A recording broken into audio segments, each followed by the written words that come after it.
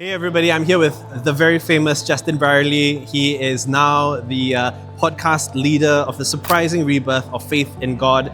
When it comes to this idea of secularism, I suppose that's necessary in such a multi-religious polity.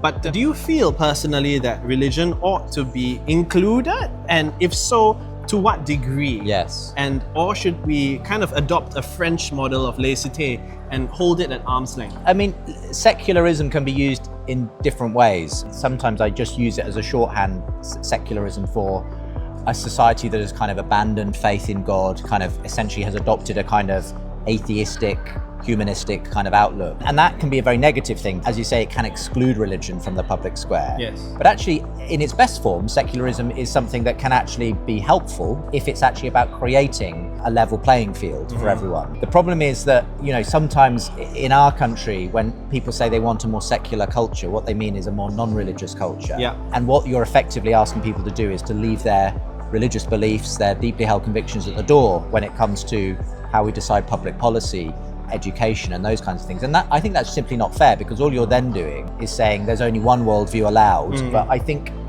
to be able to bring everybody around the table and have everyone input, but in such a way that rather than it being a shouting match, it's a constructive dialogue, and you can bring public policy out of it that hopefully benefits everyone. That's the ideal. That's when you get a kind of pluralistic society in its best form, rather than where some people are excluded from the table. Yeah.